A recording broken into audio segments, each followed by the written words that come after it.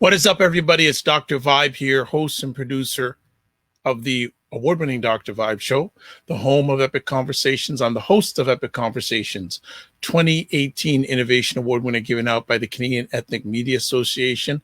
And once a month, I host conversations for fathers and dads that are co-sponsored by Dove Men Care and Canada's national fatherhood organization, Dad Central.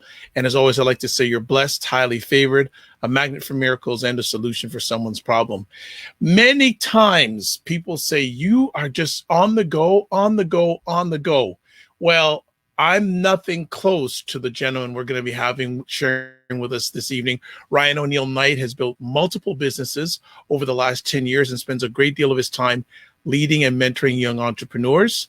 After starting Detailing Nights, a mobile waterless car cleaning company, he was able to launch his first young entrepreneurship program called Knighthood Academy.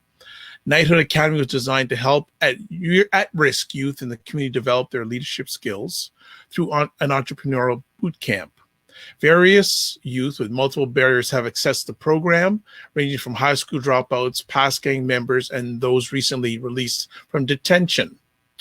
He is also an active board member within the Peel Learning Foundation, helping to bring alternative resources to youth in the Peel District School Board. Now, I have a worldwide audience, so Peel is in the western part of what we call the GTA, the Greater Toronto Area. So just to give you some context, he's been named one of Brampton's, which is a part of the GTA, northwest part of the GTA, Brampton's top 40 under 40, and twice nominated for a Business Excellence Award by the Brampton Board of Trade in 2014 and 2019. In 2013, he won the Emerging Entrepreneur Award from the Toronto Region Board of Trade. He has a deep passion for his community and is one of the co-founders of the AfroCaribbean Business Network, which is a nonprofit organization created to help entrepreneurs of African and Caribbean heritage, ACH, not only to start businesses, but to help their companies grow and become assets for future generations. Along with the vision of helping youth in every city around the world experience entrepreneurship, he is bringing years of startup expertise, award-winning youth work, marketing, advertising, and business operations. He's a current contributor to a local radio station in town, CFRB News Talk 1010, appearing every Monday morning. Man, that must be a drive from Brampton down to downtown Toronto every morning in that traffic. Not for me, to access current affairs and from an African Caribbean heritage business owner's perspective. He is married to a wonderful lady, Cheriton, and has two wonderful children, Christian and Jasmine. We are going to have him on the show tonight sharing about the ABC Microphone Loan Fund in collaboration with the Alterna Savings Credit Union. So welcome back, Mr. Oneil Knight. Mr. Knight, how are you? I am, as you say, blessed and highly favored. I'm going to use that. I feel like I'm in such a good mood. I don't know. Maybe it's because I know I'm coming on to talk with you. Well, look where you're at, and look who you're with. Exactly. I can't complain. Like, this is where I need to be. I love talking with you and having these conversations. So much things are happening around us, and now it's really to find what puzzle piece do I play in the masterpiece. So I'm always excited about that. Well, you know what? Most of the time when I read someone's background, I say, tell us a little bit about yourself. I don't know what more I can say. Right. like my goodness, like right. So what we're going to do for the new people who do not know about you yet, right. Can you give a little bit of context background before all this stuff we shared, where you grew up, all that kind of stuff?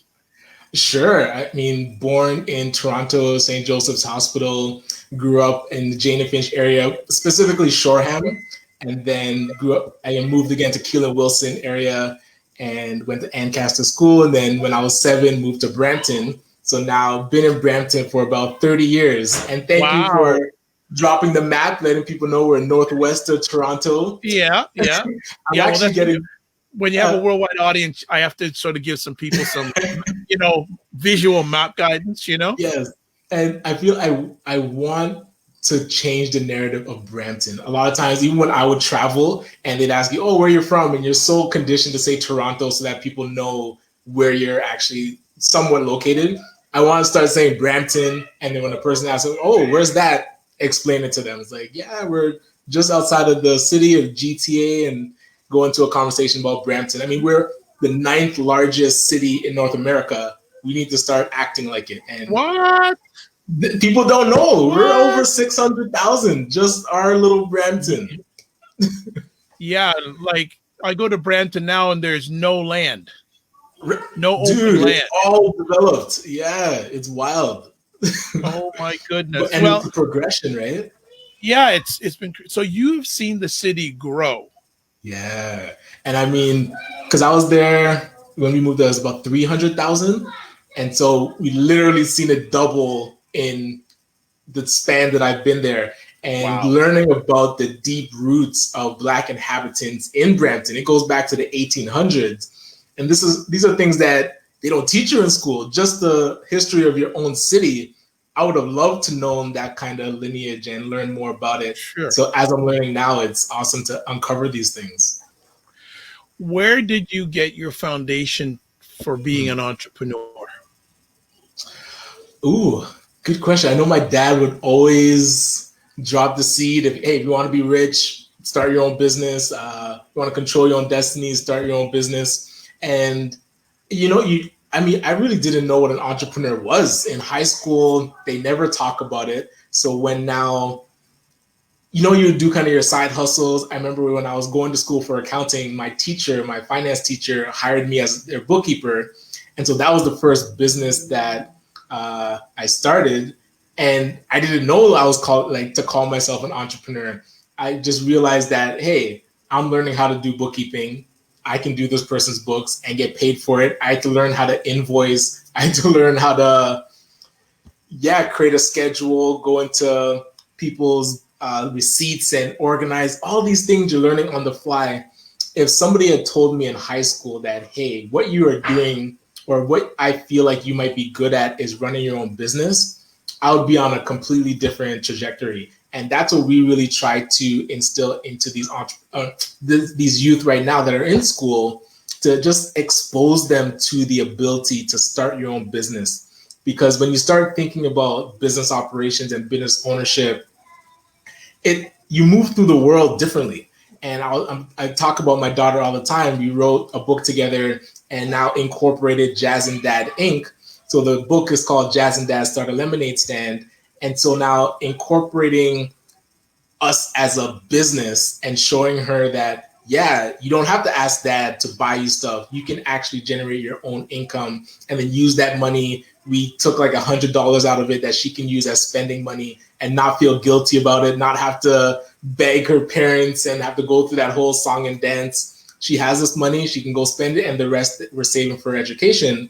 But now when she talks to even her classmates, she's talking about a business that she has. She's like, oh, by the way, I wrote a book. And then they get the question and she can talk, oh, here's the book and here's the website. She built her own website. It's just things that if you don't expose them to it, they're not going to experience it. So I love seeing her blossom and really take on entrepreneurship in her own way, and not to force her and make sure that, take her out of school and go full board. It's like, no, it's a side thing that helps just give you another perspective on how you can move through the world. And it's not all just one path. And that's what we tell to the youth as well. They feel like if they fail academia, then life is over. There's no more options. Entrepreneurship is that other option, and they just need to know that it exists. And now there's support in the community. So when you're starting your own business, you're not starting it on your own. You have the ACBN, you have the Black Chamber of Commerce, you have the BBPA. Now there's Black Opportunity Fund, Black North Initiative, Black Philanthropy. There's so much support for Black entrepreneurs that you should not feel alone. We are here to support you. Excellent. Fantastic. We have some people watching live. Olivia, Kojo. Oh, everyone's, look at this. People jumping in. Fantastic. A question to ask in regards to, especially your younger days, where did the passion come to help younger people? In school, it was interesting because if I was going to school nowadays, I would have probably been put on medication, diagnosed with ADD or something, because I wasn't the child to sit still, and that's putting it mildly, always getting into trouble. And my parents saw, and even my teachers saw that I was getting into trouble because I was bored.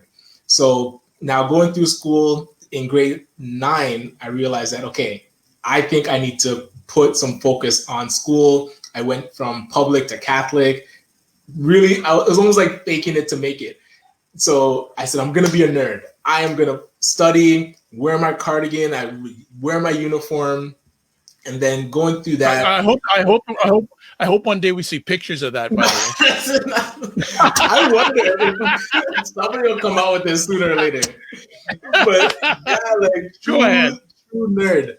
And so being able, after, and then kind of falling off. And once I got my license and you start, chasing girls and school becomes secondary, you start skipping, you kind of fall off. And I realized that, so luckily I graduated. Luckily I fell off in OAC, and the kids now don't even know what OAC is. There used to be a grade 13. So that year was my worst year in high school.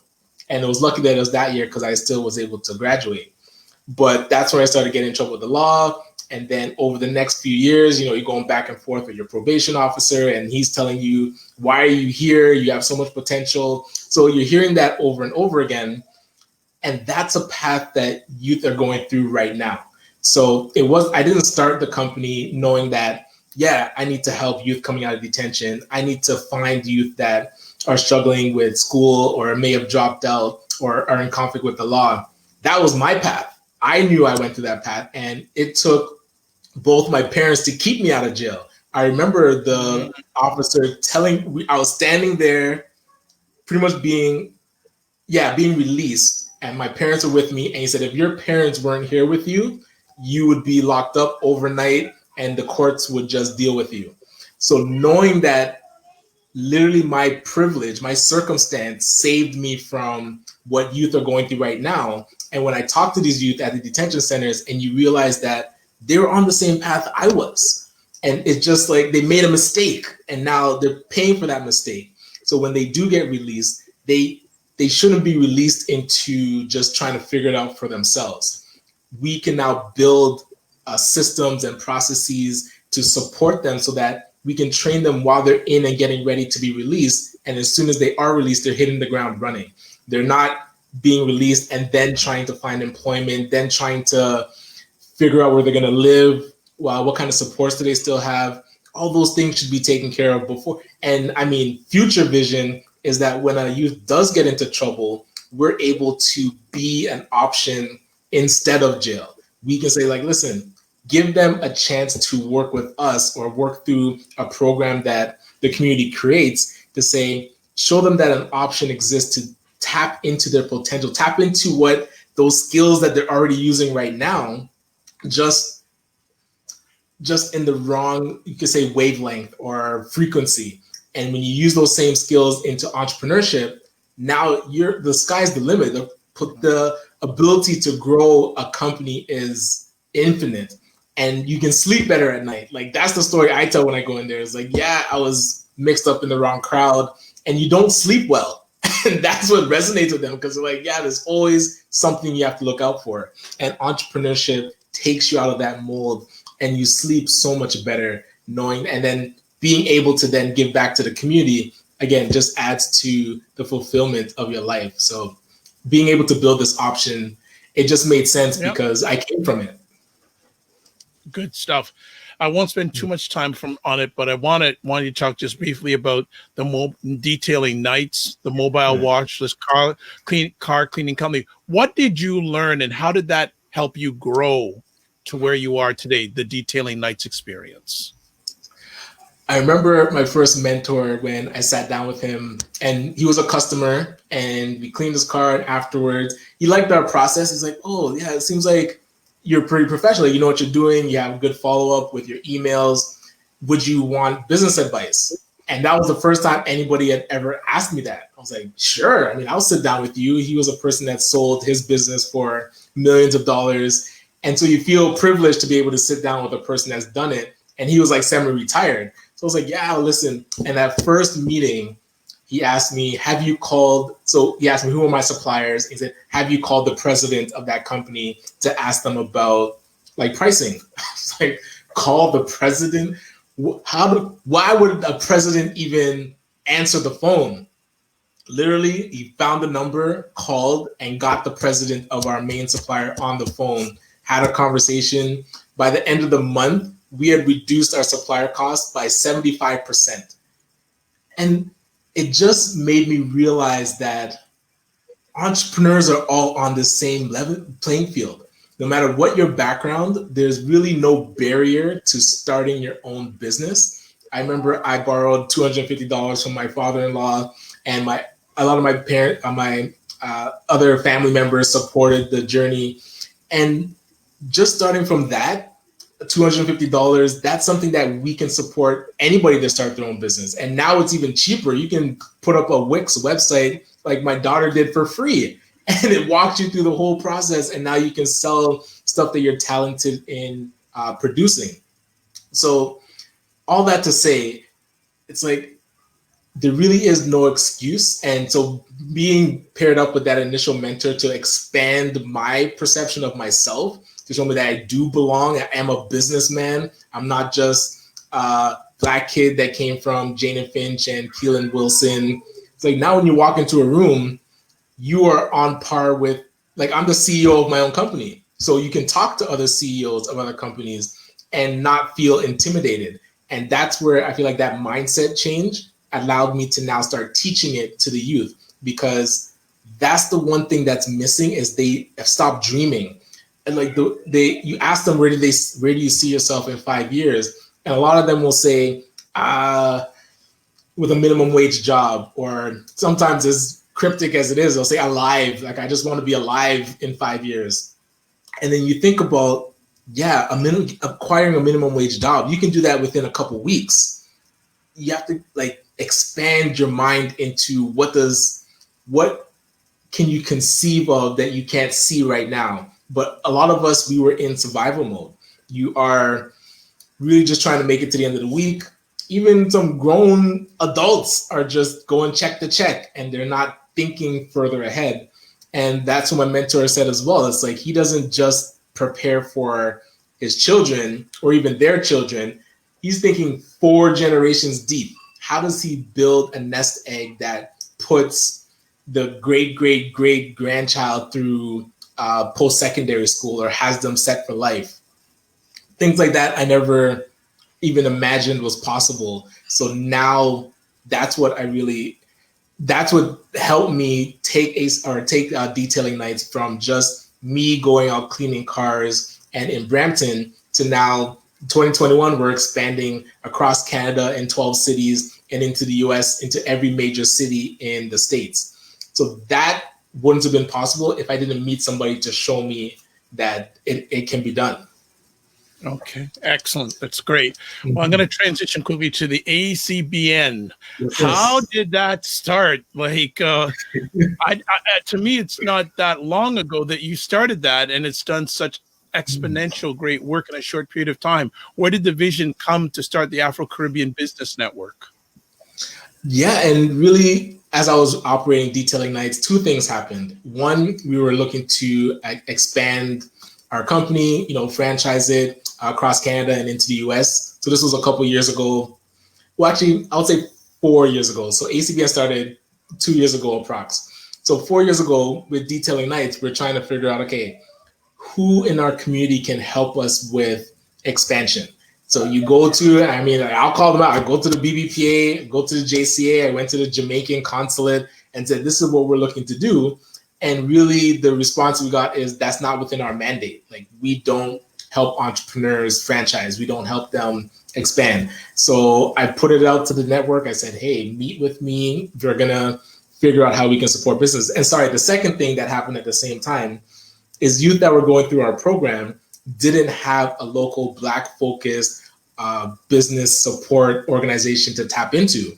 The only thing was the Small Business Center in Brampton and the Small Business Center in Toronto and Mississauga. Hey, they do a great job. I'm a product of theirs. I went through their summer company program, their starter company program, but they missed the perspective that another Black entrepreneur, when you're talking to them, they understand how you're being treated when you go into the bank. They understand when the customer comes out and you're working with your white employee, and then they approach the employee and ask us like, wow, is this your business? That's so great. And then they're kind of like, nah, my boss is over there.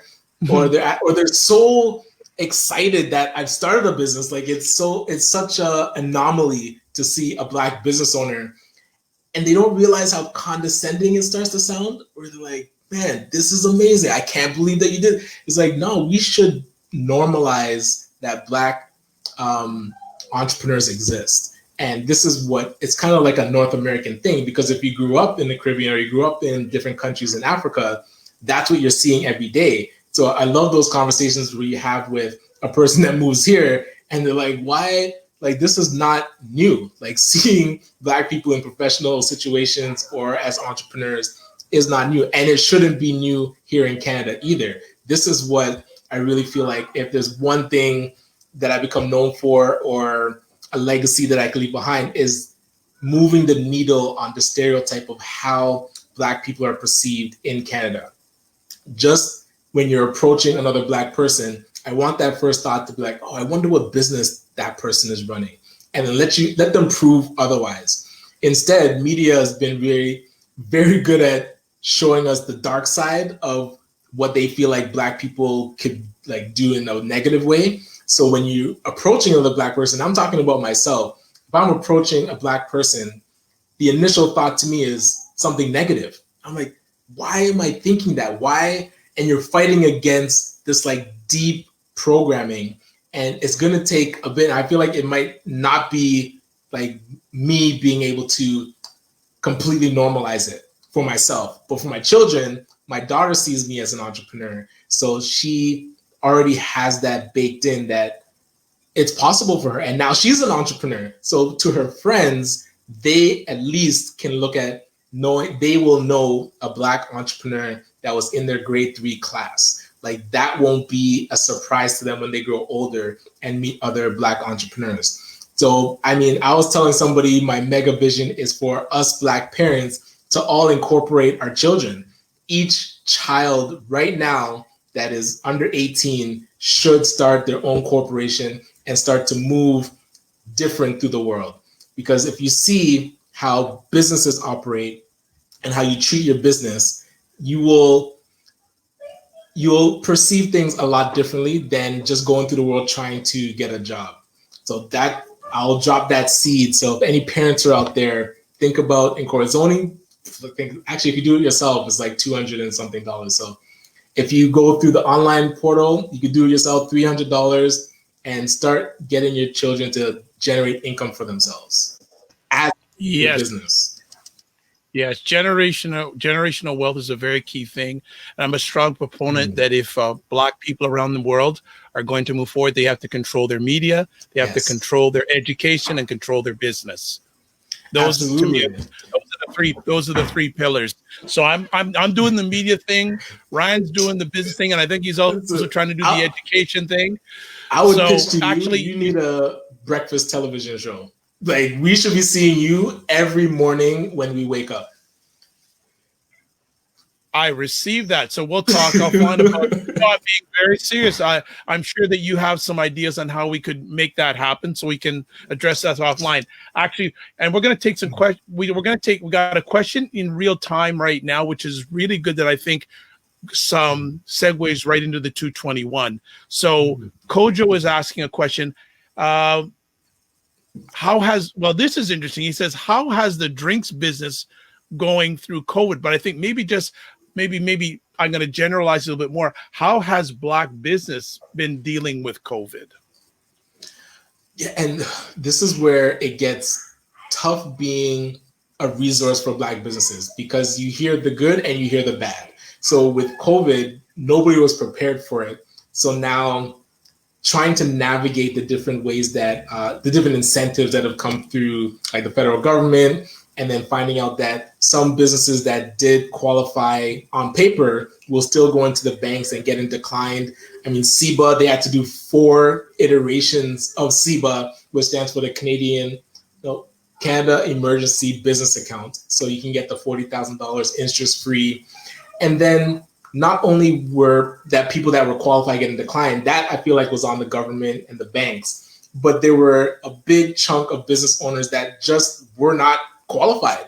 They either weren't registered. When it first came out, you had to have payroll. So they didn't have payroll, well, because they weren't registered. And then when they had version 2 and you were able to now just submit your expenses, people didn't have. So it was interesting the way they structured it. It wasn't just that you spent X amount of money, let's say last year, or you're going to spend X amount this year. The government wanted to see that over the year, you have a contract that you're paying X amount per month. So if that doesn't total up to 40,000, even though you're going to buy $40,000 worth of food that you sell at your restaurant, if you don't have a contract with your supplier that says every month you pay X to get X inventory, they would not count that invoice, whether it's over 40,000 or not. So that was something where business owners weren't structured like that. We don't structure to create a supply chain that has an agreement with a supplier and you just pay monthly. So you can already see the language is not for how we do business. So there's a baseline that we have to get to. Well, you know, it's interesting, and like there is Olivia is giving suggestions for my proposed morning show now. So Ryan, you see what you You see that? You see that? I will be the first sponsor. Listen, if no, we're gonna talk about this offline, brother, because you're gonna if it God willing it happens, you're gonna be the first guest. I'm gonna say this is what caused this. This. I will receive that. I accept all right. that. Okay. So Moy says she wants to be first guest, so there's a fight is already on. All right. I want to roll up my sleeves a little bit because I want to know, because one of the things about the situation with COVID and Black business is that, and correct me if I'm wrong or push back on me, I think that what was happening was inevitable, but COVID only amplified a situation of concern. I will definitely agree with that because we call it like the fourth industrial revolution, where technology is now the amplifier, the exponential driver of the world. And too many business owners are not, I don't say you don't have to become a tech company, but we're not taking advantage of tech trends. So when we talk about supply chain, it's not just to say, oh, now you're a high scale unicorn tech company. It's like, no, there's different areas in the supply chain that you can optimize, and technology can help you do that. For a quick example, a person that has a patty shop, they think they have to make all the patties, but there's machines or technology that they can implement into the supply chain that now allows them to, one, grow or maximize how much they can do output for that day, and two, you can now duplicate yourself in another location and start the franchise. Because if it's only you that is able to make the thing, you can't duplicate yourself. But if you use technology to duplicate yourself, and this machine now can operate without you having to pull every lever, that's how you franchise. And that's the conversation I try to have with more business owners, is document everything you do. That game plan that you create, you give that to somebody else, and now you've empowered them to make money with the machine that you built, but it also makes you money. And then you can do that over and over again. All you're doing is looking for people to run your machine. You give them the keys and the machine works. But when it's just you, your potential, it's capped at what you can do every day, and you get burnt out. You can only make so much patties in one day. Like, you have to be able to get it past yourself. Well, some comments here. There's an organization that both of us know. Here's Bear Slate saying you boys are trouble. Well, you know what? We're John Lewis. We're good trouble. We're not just trouble. True. We're good trouble.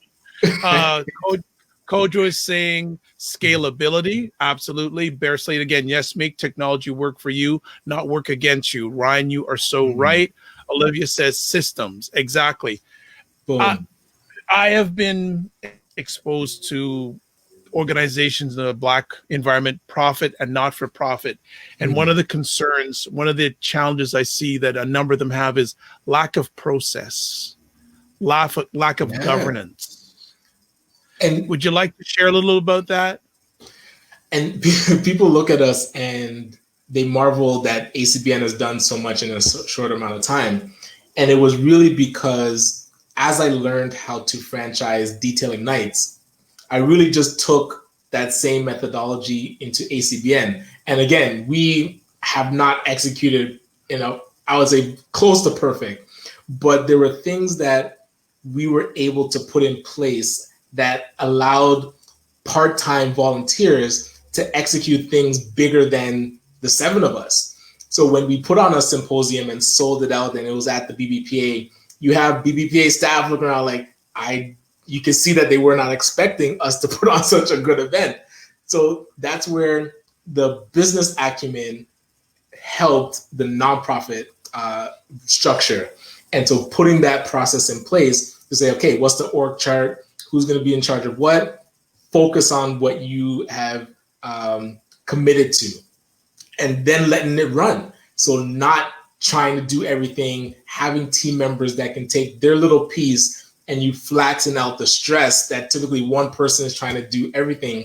So over an entire year, we're able to execute a networking event every month. We're able to do business building workshops, and also taking into account that I want to learn. So we were doing a lot of events that selfishly, I just wanted to learn from the people that we were able to bring in to speak. So it's weird when you're working on projects that, and this is how I graduated from Sheridan College, and people might not know this. I took 10 years to complete a 3-year diploma. So totally drifting. And then finally in 2009, I was laid off, and people might know 2 weeks before my wedding, I decided, okay, I'm going to start this business. My brother loved to clean cars. I was going back to school for accounting, so I was handling the business. It wasn't until I started a business and then was taking accounting, and everything I was learning, I was running back home to implement it. It's like, oh, we need to incorporate because we're going to get all these benefits. This is how we need to do our taxes. This is how we need to do our bookkeeping. Everything, like, I was just soaking it up. And it's almost like you graduate by accident. You're like, oh, yeah, we got enough good enough marks to pass. But if there wasn't that, and I can tell you, it took 7 years in order for me to finally get serious about wanting to graduate, or at least wanting to learn, because over those 7 years, it was the same content, but it was so dense and really taxation and auditing. I, to this day, don't know how I passed that auditing class, except that I had my own inventory. So going back to my garage and saying, okay, I need to count my inventory. So you're practicing auditing because you're learning that in class. So when the test comes, it's like, yeah, I've been doing this. So it wasn't like I had to memorize stuff in a book. We could take what you're being taught and apply it. And that, to me, experiential learning is the best way to teach. And entrepreneurship really can only be taught hands-on. So using that just as a way to actually execute education, that's where I feel like we're putting ourselves on a different level. So a number of things I'll just add on with what Ryan just said.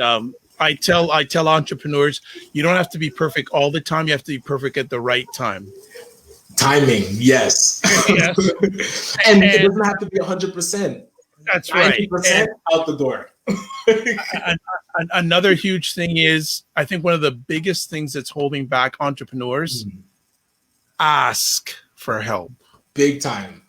And that, so, when we were putting on the symposium at Sheridan College, I just called you. I was like, listen, I need help with this. Literally, at least 75% of the people that were in that room, I had a conversation saying, we are trying to do something with Sheridan and I need help. You can look through how many people I messaged on LinkedIn. I was like, hey, are you busy this day? Because this is something that is beyond us. Like, I want to do something for the community, but I need that help. And that just builds relationships where you're vulnerable, but you're not weak.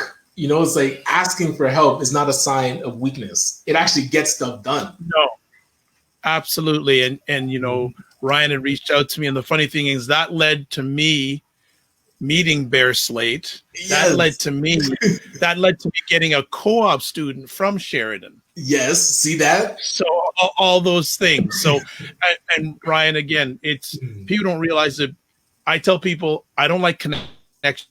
I like relationships. True. To me, two totally different things. And Ryan is really, with his success, family-wise and business-wise, relationships are important. Bear Slate is saying, absolutely, actually retain 50% of the knowledge when you learn with someone. Yes, always ask. And Bear Slate says, yes, the Sheridan event, best event. So, and also Kojo is saying, there's nothing wrong with appointing mentors to learn from. It's called trade. Like that. Well Absolutely. said. Well, we could go all night, so I'm going to transition to our next conversation topic here. I guess we're going to link these together. The $221 million that's being put aside by the Canadian federal government for Black businesses, and it's a number of different amounts of dollars of that 221, but then also your collaboration with some other organizations making microloans available. So share with us all that crazy stuff. Yeah, so I'm not sure how much people know. I mean, we've been trying to do info sessions about it for a while, but there's $221 million that was announced by the federal government. So there's three components to it. And this was, mind you, launched or announced on September 9th. So that's like almost 2 months ago. So the first section is the National Ecosystem Fund, where they're going to be through a regional development agency. So remember that term. They're going to be selecting organizational partners in the Black community to increase their capacity. So what I've been told is that money is for nonprofits. So Black entrepreneurs are excited about the whole 221. Reduce that by 93. You got to read. Everyone thought about 221, but you got to read the details. And then, so the second piece of it is this loan fund. So 33 million from the government, but 3 million is admin, so 30 million, and 128 million from the banks. So this is where I was disheartened with the announcement, because I could foresee the barriers. And a lot of what this announcement was about is the problems that Black entrepreneurs are having with banks. And we were in consultations with the minister's office. We were asked to do research. We surveyed our members. We came back with, hey, they're having issues at the banks, so look into these situations. But overall, we need our own intermediary. So if anything's announced, that intermediary can get the funds, and then they can disperse it directly. Yeah. And, I mean, if we go deep, the infighting within our own organizations, I feel like that's a whole other conversation. Right. So I don't want to go there right now.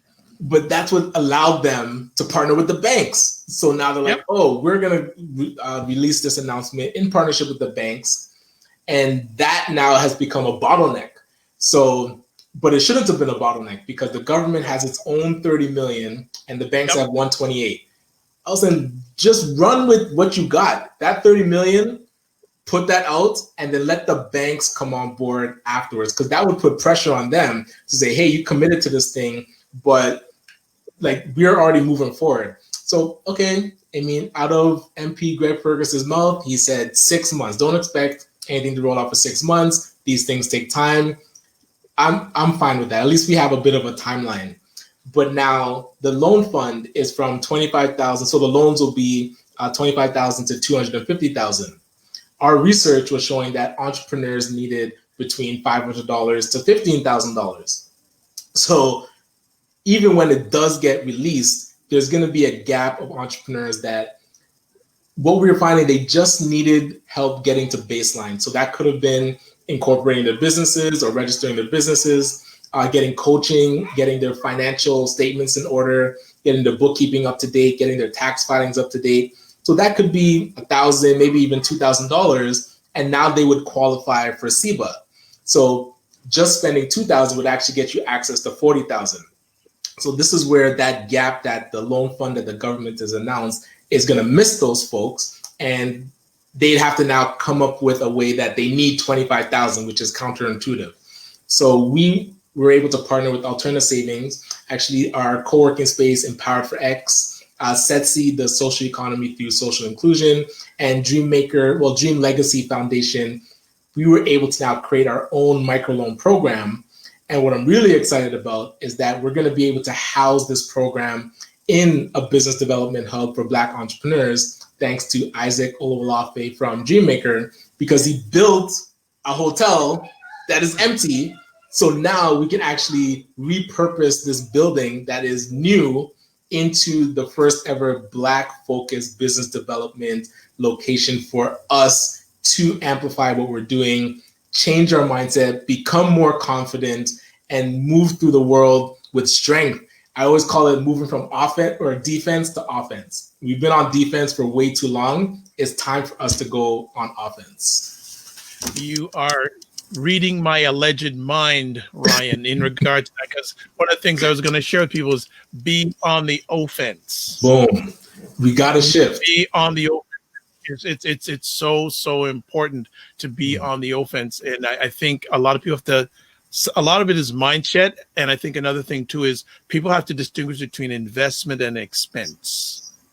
Absolutely. And that's how they look at loans. A lot of times it's looked at, oh, I don't want an expense. But if you invest it properly into your business, the payments so you're supposed to be able to invest this money, grow your sales, and then use that money to pay for the line item that is your loan repayment. To me, that's free money. Like that's leverage. So if you're able to leverage capital in order to grow your business, the loan repayment should be an automatic. And I feel like that's how other communities deal with capital and deal with the banks differently than us. We look at a loan, like you said, as an expense. And we're like, oh, I don't want loans, I want grants. There are not a lot of grants for for-profit business owners. And that's where loans is actually a lot quicker to access. Grants, I mean, you can write a grant, it might take 4 to 6 months, and you still might be declined. So you can't pause your business operations waiting for a grant, but you can leverage a loan that you can get within 7 days. And for us, we're working on that 30-day timeline to be able to accept an application, make sure that they have a strong business plan, cash flow projections, and then put them through our loan review committee and get them funding right away. And if they do need supports like financial statements or tax filings, we have expertise in the community that we've connected with that can now get that done for you. And hey, it can be underwritten by a loan from us. There you go. Well, see, one of the things I like about this, and I tell business owners, find the need and fill it. Don't find the need and kill it. Right. So here's an example. Ryan said, this government thing is taking way too long. And you also realize the big thing for entrepreneurs, it's got to be bigger than you. True. You've got to realize that it's got to impact more than yourself. True. So he and his team and his people, that they're all working together, realize, let's do something that's going to benefit more than us, like us, the immediate people. This is benefiting a community, and God willing, it benefits generations to come. Absolutely. And putting our money where our mouth is, because the loan fund can go Skin up to in the game. Right? Skin in the game. So we put up the first amount of money for it. So let me ask, has this process started yet? If it has, what's been the results so far, or are you still in pre-launch? Well, so that was my biggest complaint with the 221 launch, is that there wasn't an actionable item that people could do that were interested. So I had to make sure that when we announced that we're putting together a microloan program, we created the form so that anybody that we call it a financial needs assessment. So if you're looking for funding, you would fill out the form. Within 3 days, we had 76 people fill it out. And then I've been booking meetings or initial, I'll say, onboarding calls for next week and the rest of November to talk with these entrepreneurs, see where they're at, what stage they're at, and how much money they're looking for, what types of supports they might need to strengthen their business plan and their cash flow projections. So that is in process. We just inked the agreement with Alterna. So they're legal, you go back and forth. That is signed off. And now November 5th is really to announce that it's live. We already really started the process, but just to give substance to what we're doing so more people know about it is what November 5th is about. And now, so the process is really already started. People have signed up more than I was expecting. So we are good to go. Wow. So I hope you're not doing each one of those 76 onboards. Hey, Sheridan College, we have some co-op students. No, the initial listen, there you go. The initial 20 that are booked for next week, I will be talking to those entrepreneurs myself. Okay, Bear Slade is saying yes. Don't forget, you can also get COJC grant to cover up to 80% of training coach for things like customer service, bookkeeping, time management, processing, etc. So she's giving her own plug there because she knows she does it, right? Talk about that, yeah. Right. So there you go. Creating opportunities and relationships is huge. So, but you just said something. You weren't expecting so many people to sign up. Why? I don't know. I feel like I still see ourselves as the babies in the nonprofit world. You know, like and again, we're offering between 500 to 25,000 is our sweet spot. Yeah. And you just feel like you put things out. If one person responds, at least we can help that person. That's a success, man. Right? But knowing that success, everything else on top of that's gravy, my man. But now knowing that there's 76, that actually gives us leverage to one, show the government, hey, that program that you announced, here's the literal data of who you're missing, because these people are looking for under 25,000. And also for other Black support organizations or Black business support organizations to say, these are the people that are asking for help. Just like you said, they have now taken that first step and said, I know I need support. I am asking. There you go.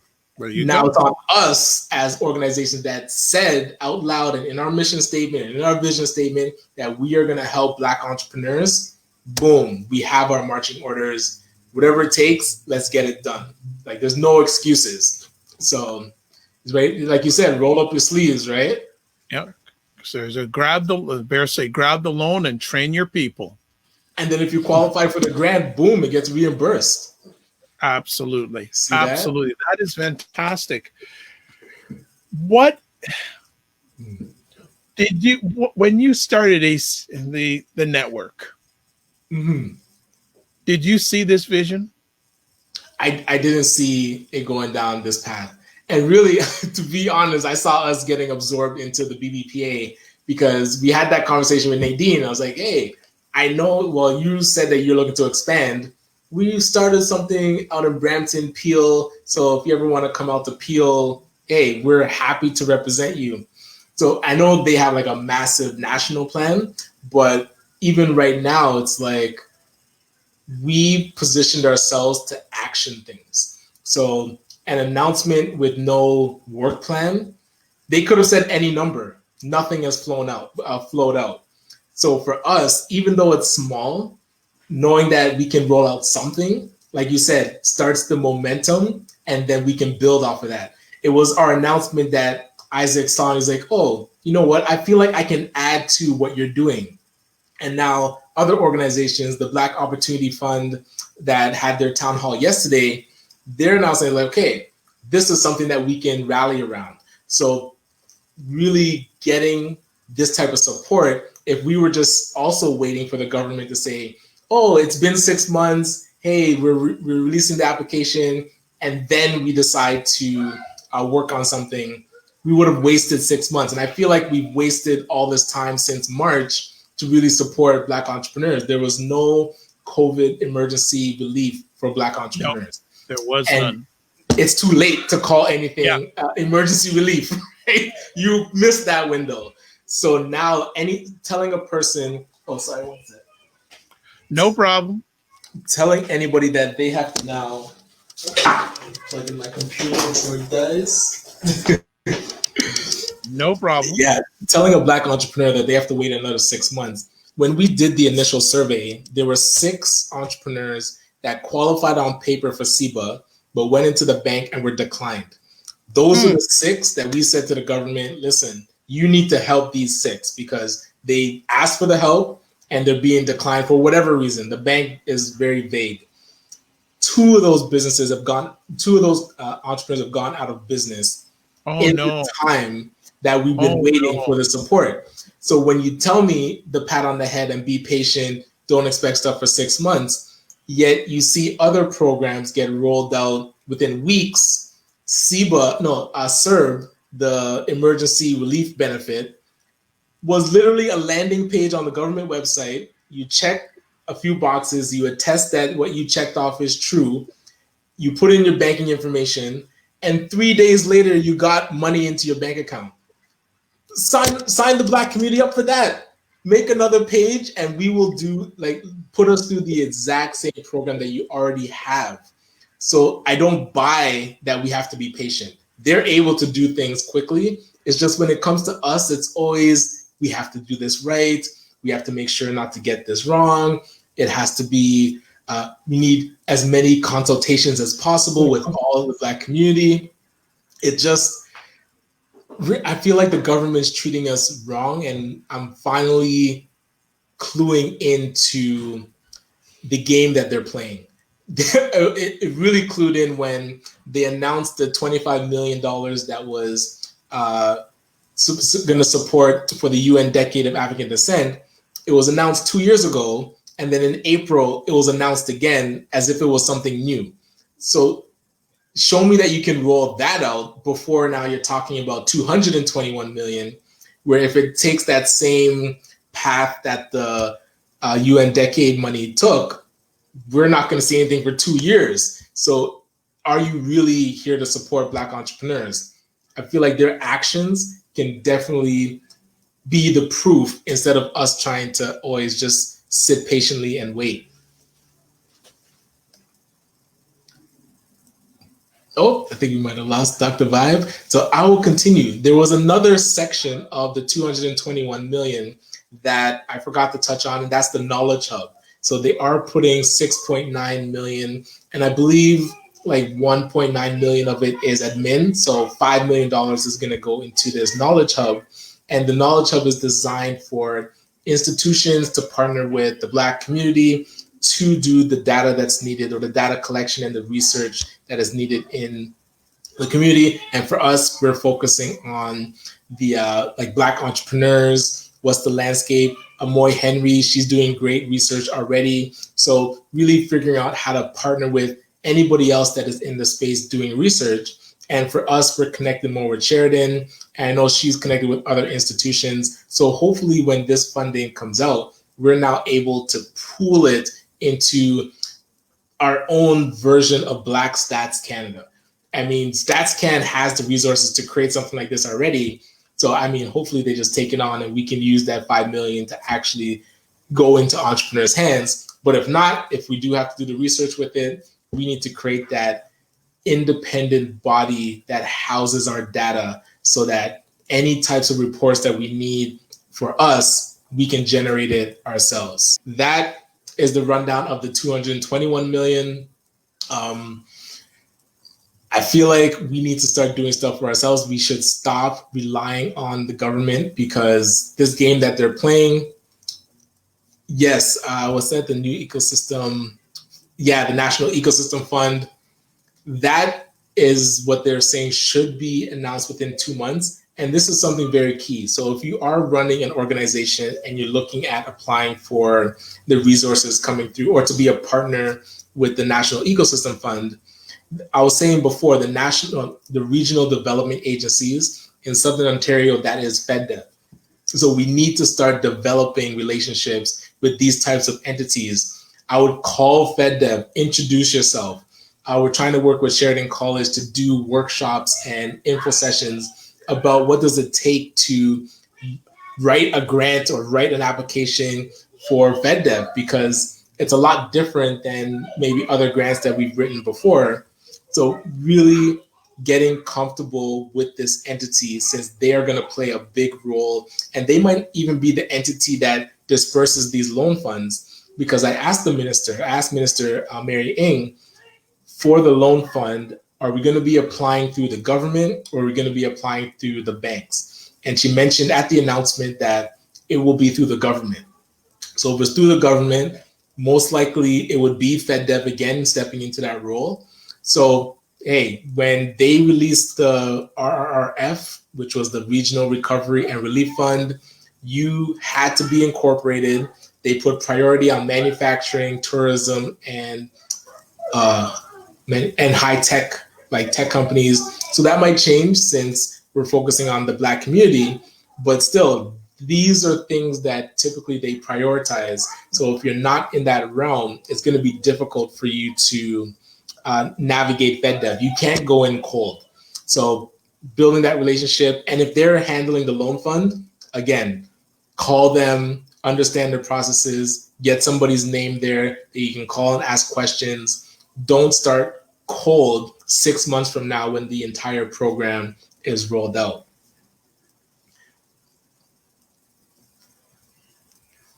And that's where the 33 million, so the 33 million that the government has, we are trying to put pressure on Minister Ng to move forward with a program with that 30 million instead of waiting for the banks, because the banks were the problem to begin with. And now they're the bottleneck for this support to go out because they want to do a big splash with the 158 instead of just the 30 million. So if we can put pressure to get money into entrepreneurs' hands with that initial 30 million that the government has put up, that to me, like I said, instead of businesses going under, we can save a lot of businesses right now before the end of the year, get them prepped for the Christmas season that's coming up.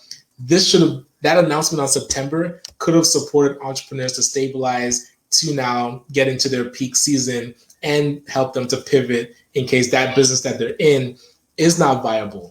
But now that it's a waiting game, all our entrepreneurs are just figuring it out for themselves. Like, it doesn't make sense that there was no emergency support. The announcement that you make isn't ready yet.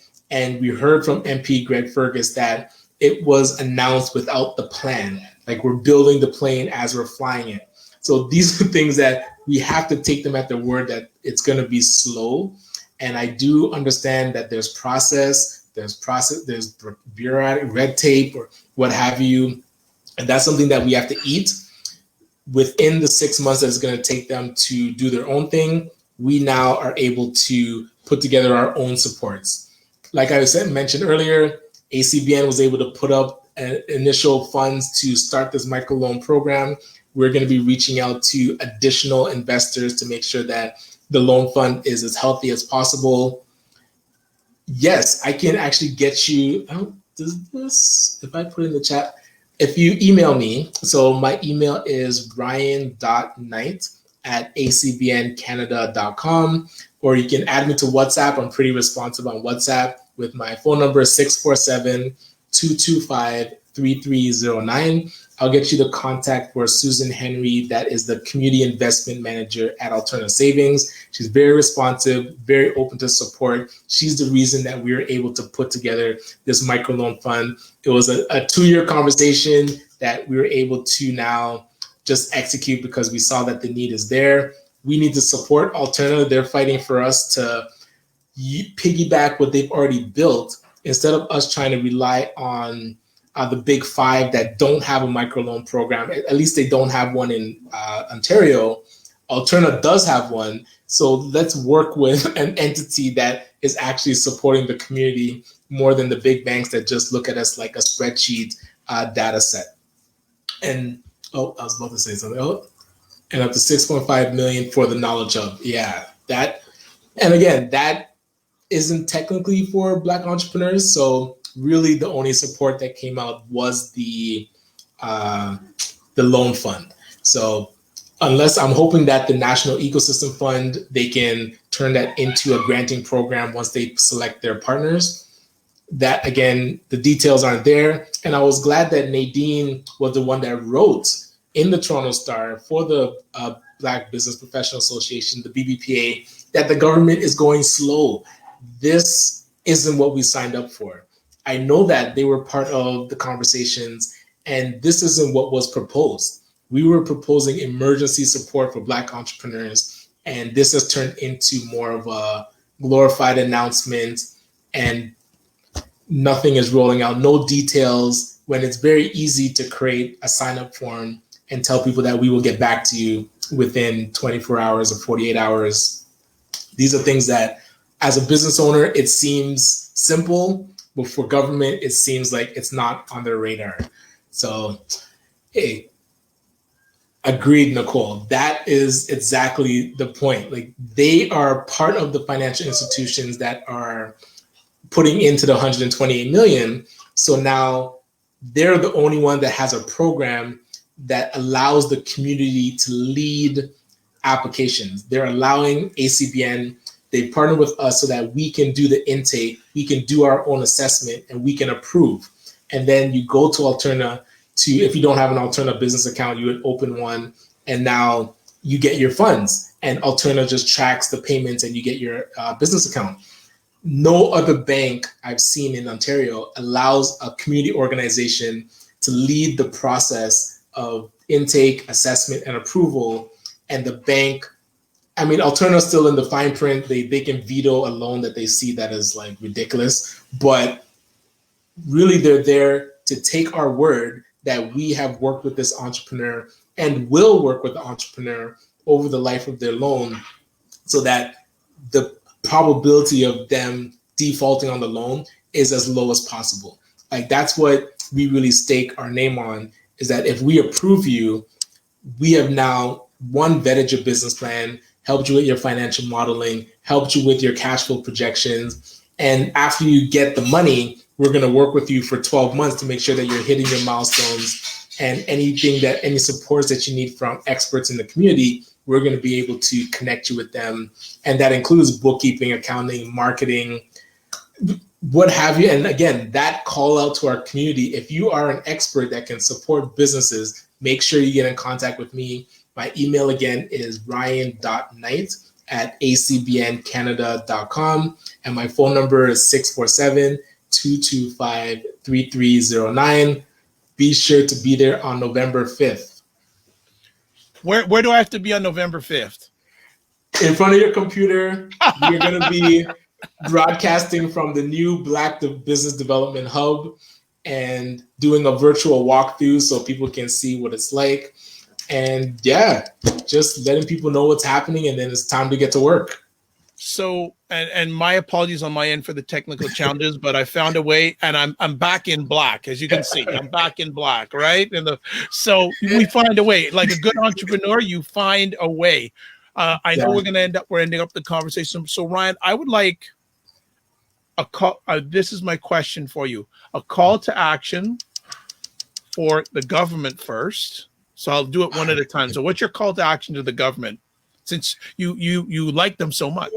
So my call to action would be, we have put on the table recommendations that can be actioned a lot sooner than 6 months. I would say demand would be that something rolls out to support entrepreneurs within the next 2 months. If it's not November, the latest it should be is December. I mean, at minimum, there should be a way to sign up if you're interested in these programs, so that they can now know who they have to reach out to.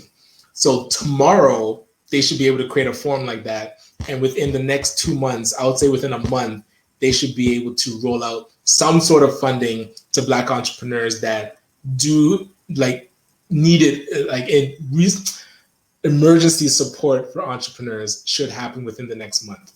Beyond that, that's different. Okay, so my next request from you, a call to action to the Black business. Well, actually, now is there, when I say Black business, should I separate between Black business and Black entrepreneurs, or do you want to put that in the same? I put that in the same. Okay, so Black business / Black entrepreneurs. What's your call to action for them? Well, it's twofold, because if you have figured out how to weather the storm and you're starting to get your groove back, be a resource to other entrepreneurs that are now really struggling. And especially if they're in your industry, we have to start thinking collaboratively. We do not need multiple of the same industry, when as one unit, we can now start going after procurement, we can start going, like, pressuring the government to enforce these CBAs that say that 10% of spending on community projects should be within the community with social enterprises or Black entrepreneurs. So start to think about strategic alliances, and also really tap into the supports that us as Black focused business organizations say that we're supposed to do. BBPA said it, ACBN has said it, there's CAMC, the Canadian Aboriginal Minority Supplier Council, the Black Chamber of Commerce has said it. We are here, we only exist to support Black businesses. So take advantage of any resources that we have. Make sure you're on all of our mailing lists. The Black Chamber just announced with Facebook Canada that they have a $500,000 grant program. Their form is open. Go to that website, blackchamber.ca/grant, fill it out, and put the onus on them to get in contact with you. Don't be holding the ability to get resources and procrastinate. Like, that doesn't make any sense. So I have a strategy for that, but we'll discuss that offline too. So take advantage of these resources. Yeah. Sheridan College has the Edge Entrepreneurship Discovery and Growth Engine. Isaac has the Black Innovation Fellowship. The DMZ has just announced their bootcamp again for Black entrepreneurs. The Toronto Enterprise Fund is doing their social enterprise boot camps, and they're launching an accelerator in the new year. All of these things, we have to layer on every single resource. Don't leave any stone unturned. Any funding that's there, if there's a grant, go to our grant writing working groups. Make sure you get your application in.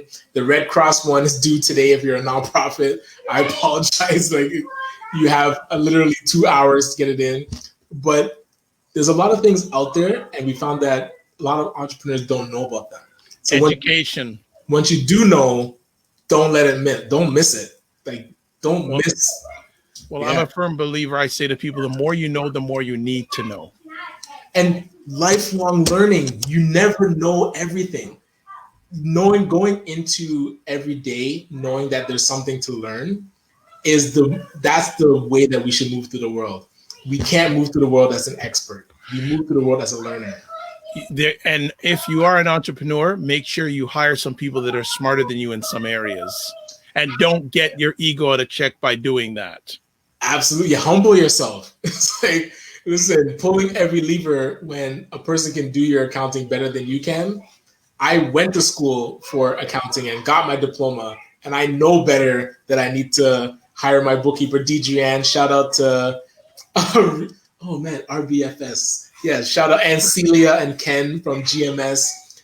They're the ones that help. That's Celia Milk. Yeah, I know Celia. Yes, I know. And Ken Green. Very good. They're very good. Man, you tap into the people that are experts, like, that do this for a living. Don't stress yourself out with things that people can help you with. And now we have these programs to get you access. Nice. So the final message then will go, what is your message to Blacks who are not business people? Become a business professional. Hey, proof is in the pudding. I wouldn't say that unless I saw it with my own eyes. My wife, Cheriton, I love her. She's a nurse, registered nurse. She has a great career. She came to our symposium and caught the bug. She's like, you know what? I've been thinking of this business and I'm going to do it. She launched Ebony Occasions, the Afro-centric greeting card company. And just watching her slowly, it's a side thing. Hey, it doesn't have to be your full-time gig. Everyone should have a side. Everyone should have at least a side thing. Yeah. If you haven't received that thought process from COVID, your wood is wet. Sorry to say it that way, but I'm being very honest, because you miss it, man. You're like sleeping. Yeah, because this is because people who weren't working from COVID, they go, am I going to have something even to go back to? There it is. And this is probably, in the people that are watching here, the greatest opportunity in our lifetime to amplify. Or as one of my compatriots would say, be more, be smarter, resourcer. happier, calmer, Yes. offensiver. I got all these Earths, Dr. How do Tachi, you focus right? her? Right. So all those Yes. things. One final question for you. Nicole asked, I don't know if you answered or not. How can the community get behind the ask to the government and the Black Caucus? That is a great question, because I am not a lobbyist. I don't pretend to be, but we have to learn that language. Is it a petition that we put together to say, hey, 6 months is not okay for the Black community? And we sign that. And I know Stacey Ann Berry, she's versed in kind of lobbying and working with government relations. I was actually talking with her earlier today, and I'm going to lean on her expertise. Like, listen, I need to learn how to navigate approaching the government, because, listen, buyer beware. I have every single MP's contact info, MPP's contact info, counselor, mayor. I'm ready to carpet bomb them, but I want to learn how to do it strategically. You got to know the rules of the game. Exactly. You got to know the rules it's of not the just game. about the angry Black man attacking every single politician. It's now, okay, we know how to reach out to them. What is the process to reach out to them respectfully, but with our demands? And the more that the community, maybe, I don't know, like the petition could be the thing to show we have 1,000 people that support this message. You need to take us seriously. And that would be it. I mean, like, whatever comes out of man. That's it. That's it. That's it. You know what? I like to thank you for taking time, because I know most people wouldn't want to come live with me on a Friday evening with 2 kids, which, God bless, this time they didn't interrupt you, because usually I see them coming into the screen. So I don't know what magic you got going on, but you're doing something right. See, we went out for takeout and they're enjoying their dinner. So all right, feed them and keep them quiet, right? Yes. Oh, good man. stuff. And always great talking to you, sir. Always a pleasure. To our next conversation. It's great to catch up. Definitely, we have to have some offline conversations, because I know some people are going to be message bombing me about when's the online show going to be starting. Morning show. You know, it's almost like I don't know what, like, it's like, because Ryan said so. It's like anyone who watched wrestling, there was a guy named Steve Austin. Yeah. Steve Austin. It's like, because he would say, because Stone Cold said so. Boom. Now it's going to be like, you got to do it, Dr. Vi, because Ryan said so. Hey, and I've committed that I will support that show. Like, I'm not just saying, go on. Yeah, but you know what? The pressure isn't on him. You know, he's just putting it out there. He's putting the stress on me, right? He doesn't realize I don't got no hair left on my head. No, I got other places, but you know, that's TMI. But joking aside, I'd like to thank everyone who helped make this an epic conversation.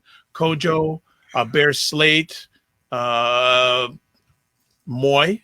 Nicole, and others who watch this live or watching it on the replay, or who are going to be listening to it on the replay. I'd like to thank everybody. My name is Dr. Vibe, host and producer of the award-winning Dr. Vibe Show, the home of Epic Conversations. I'm the host of Epic Conversations 2018 award winner, given out in the area of innovation. And also, once a month, I host Conversations for Men live stream for fathers and dads. Pardon me. That are co-sponsored by Dove Men Care and Dad Central, Canada's national father organization. If you want to find out more about me, go to my website, thedrvibeshow.com. Everything's there. My 2,000 conversations, posts, contact information, etc., etc., etc. As always, I end off with this. Live your life as a dream. If you can dream it, you can make it. Sometimes you have to get smaller to get stronger. Block assumptions. Then aim bigger, aim better, aim higher, aim wider. Thank you for BIA Media for the production of this epic conversation. God bless, peace be well, keep the faith, and remember, two things. Give yourself grace, and because we're talking business-wise, the richest Black person in America is a gentleman named Robert Smith. He has a personal wealth of $5 billion. A number of months ago, during all this crazy time, he had a message for Blacks. He said, don't waste this crisis.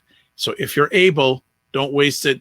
Find out about great organizations like what Ryan is doing so they can amplify you, so you can come out of this more error, more better in the days ahead. Good night, everybody.